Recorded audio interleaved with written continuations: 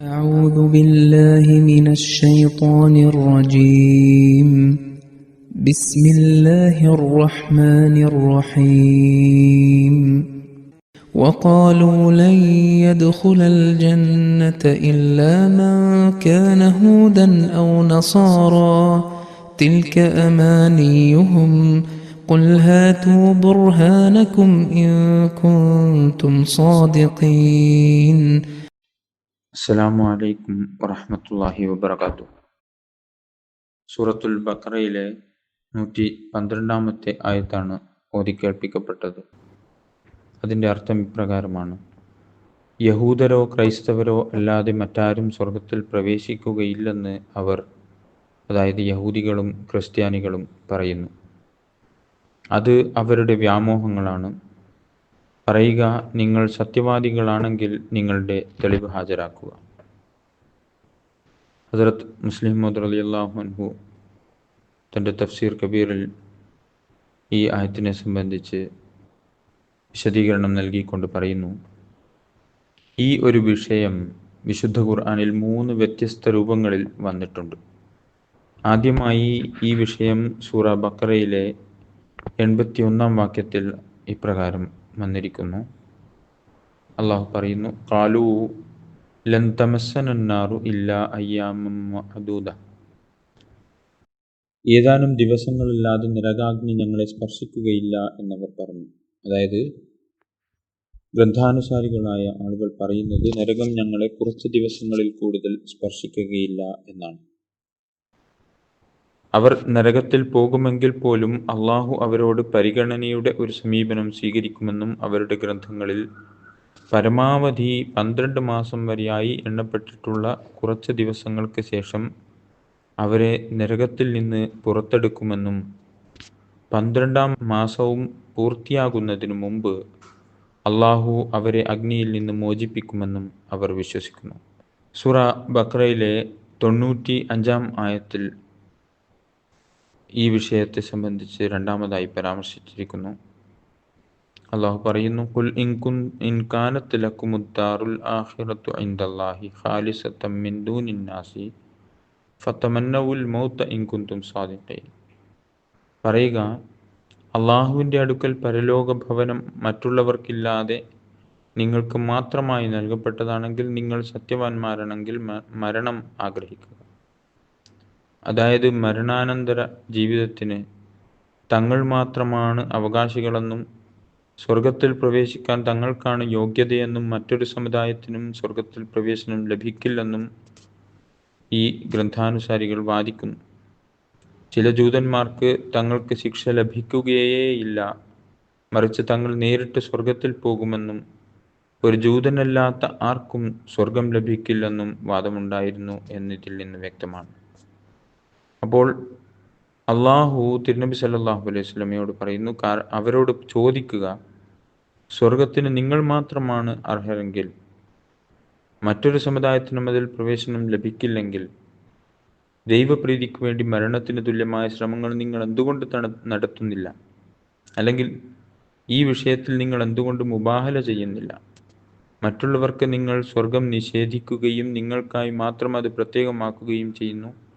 എന്നാൽ ഇത് ശരിയാണെങ്കിൽ ദൈവത്തിനു വേണ്ടി നിങ്ങളുടെ ജീവിതം സമർപ്പിക്കുകയും അവൻ്റെ തൃപ്തി നേടാൻ ശ്രമിക്കുകയും ചെയ്യുക എന്നത് നിങ്ങളുടെ ഏറ്റവും പ്രധാനപ്പെട്ട കടമയായി മാറുന്നു. എന്നിട്ടും നിങ്ങൾ എന്തുകൊണ്ട് അത് ചെയ്യുന്നില്ല എന്ന് ചോദിക്കാൻ റസൂലുള്ളാഹി സ്വല്ലല്ലാഹു അലൈഹി വസല്ലമയോട് അള്ളാഹു പറയുന്നു. ഈ വിഷയത്തെ സംബന്ധിച്ച് വിശുദ്ധ ഖുർആനിൽ സൂറ ബഖറയിൽ തന്നെ 114-ാം ആയത്തിലും അള്ളാഹു ഇപ്രകാരം പറയുന്നു: വഖാലത്തുൽ യഹൂദു ലൻ യദ്ഖുലൽ ജന്നത ഇല്ലാ മൻ കാന ഹൂദൻ വഖാലത്തിൻ നസാറ ലൻ യദ്ഖുലൽ ജന്നത ഇല്ലാ മൻ കാന നസാറ. ജൂതന്മാർ പറഞ്ഞു, ജൂതനായവനല്ലാതെ ആരും സ്വർഗത്തിൽ പ്രവേശിക്കുകയില്ല. നസ്രാണികൾ പറഞ്ഞു, നസ്രാണിയായവനല്ലാതെ ആരും സ്വർഗത്തിൽ പ്രവേശിക്കുകയില്ല. യഥാർത്ഥത്തിൽ ഇത് 2 പ്രത്യേക വാക്യങ്ങളാണ്. അറബി ഭാഷാപരമായ ശൈലി അനുസരിച്ച് ഇത് സംക്ഷിപ്തമാക്കിയതാണ്. യഥാർത്ഥ പ്രയോഗം ഇങ്ങനെയാണ്: ജൂതന്മാർ പറയുന്നു, സ്വർഗത്തിൽ ജൂതന്മാർ മാത്രമേ പ്രവേശിക്കൂ, മറ്റൊരാളും പ്രവേശിക്കുകയില്ല. നസ്രാണികൾ പറയുന്നു, സ്വർഗത്തിൽ നസ്രാണികൾ മാത്രമേ പ്രവേശിക്കൂ, മറ്റൊരാളും പ്രവേശിക്കുകയില്ല. ഇതൊരു ഒറ്റവാക്യമല്ല. കാരണം സ്വർഗത്തിൽ ജൂതന്മാരും നസ്രാണികളും മാത്രമേ പ്രവേശിക്കൂ എന്ന് ഒരു ജൂതനും പറയുന്നില്ല, അതുപോലെ ഒരു ക്രിസ്ത്യാനിയും പറയുന്നില്ല. അതിനാൽ ഇത് ഒരുമിച്ച് ചേർക്കപ്പെട്ട വ്യത്യസ്തമായ വാക്യങ്ങളായി. ഈ വാക്യത്തിൽ പ്രസ്താവിക്കുന്ന മൂന്നാമത്തെ വാദം വേദക്കാർ അന്യരെ സ്വർഗത്തിൽ നിന്ന് വിലക്കുന്നതിനൊപ്പം അവർക്കിടയിൽ തന്നെ വലിയ അഭിപ്രായ വ്യത്യാസങ്ങളുണ്ട് എന്നതാണ്. ഒരു കക്ഷി മറ്റേ കക്ഷിയെ സ്വർഗത്തിൽ നിന്ന് വിലക്കുന്നു. ഒരു വിഭാഗത്തിൻ്റെ വാദം ജൂതന്മാർ നരകത്തിൽ പോവുകയാണെങ്കിൽ തന്നെ വേഗത്തിൽ പുറത്തിറക്കപ്പെടും. ഏറ്റവും വലിയ പാപിയായ ജൂതൻ പോലും 11 അല്ലെങ്കിൽ 12 മാസത്തിൽ കൂടുതൽ നരകത്തിൽ കഴിയുകയില്ല എന്നത് ജൂതന്മാർക്കിടയിൽ അംഗീകരിക്കപ്പെട്ട കാര്യമാണ്. രണ്ടാമത്തെ വിഭാഗത്തിൻ്റെ വാദം ജൂതന്മാർക്ക് ശിക്ഷ ലഭിക്കുകയേയില്ല എന്നതാണ്. മൂന്നാമതൊരു വിഭാഗം പറയുന്നത് മോക്ഷത്തെ അവർ കൂടുതൽ ചുരുക്കിക്കൊണ്ട് ജൂതനെ മാത്രവും ക്രിസ്ത്യാനിയെ മാത്രവും രക്ഷയ്ക്ക് അർഹരാക്കുന്നു. ക്രിസ്ത്യാനികളിൽ ചിലർ വിശ്വസിക്കുന്നത് നരകം 2 തരത്തിലുണ്ട് എന്നതാണ്. ഒന്ന് സ്ഥിരമായത്, മറ്റൊന്ന് താൽക്കാലികമായത്. ക്രിസ്ത്യാനികൾ നരകത്തിൽ പോവുകയാണെങ്കിൽ തന്നെ അവരെ താൽക്കാലികമായ നരകത്തിലായിരിക്കും അവരെ കൊണ്ടുവിടുക. അവിടെ നിന്ന് അവർ ഉടനെ തന്നെ പുറത്തെടുക്കപ്പെടുകയും ചെയ്യും എന്നവർ വിശ്വസിക്കുന്നു. അവരെ സ്ഥിരമായ നരകത്തിൽ ഒരിക്കലും പ്രവേശിപ്പിക്കില്ല എന്നവർ പറയുന്നു. മറ്റു ചിലർ പറയുന്നത് ഹസ്രത്ത് ഈസാ നബി അലൈഹി സ്വലാമിനോട് ഒരു അളവെങ്കിലും സ്നേഹമുള്ള ഒരാളെയും ഒരു സാഹചര്യത്തിലും നരകത്തിലിടുകയില്ല എന്നാണ്. വിഷയങ്ങളുടെ ക്രമമനുസരിച്ച് ഈ 3 വാക്യങ്ങളിൽ ആദ്യത്തേത് സൂറ ബഖറയുടെ 9-ാം റുക്കൂയിലാണ് വരുന്നത്. ഈ റുക്കൂയിൽ റസൂൽ കരീം സല്ലല്ലാഹു അലൈഹി വസല്ലമയുടെ ദഅവത്തിൻ്റെ കാര്യം പറയുകയും ജൂതന്മാർ അവിടുത്തെ എതിർക്കുന്നുവെന്നും എന്നാൽ അവരുടെ ഈ എതിർപ്പ് സത്യസന്ധമായ രീതിയിലല്ലെന്നും പറയുന്നു. ഒരാൾക്ക് ഒരു കാര്യം മനസ്സിലാകാതെ വരുമ്പോൾ എതിർക്കുന്നത് തെറ്റല്ല. ഒരാൾ ഒരു കാര്യം തെറ്റായി മനസ്സിലാക്കിക്കൊണ്ട് എതിർത്താലും അയാൾക്ക് ഒഴിവുണ്ട്.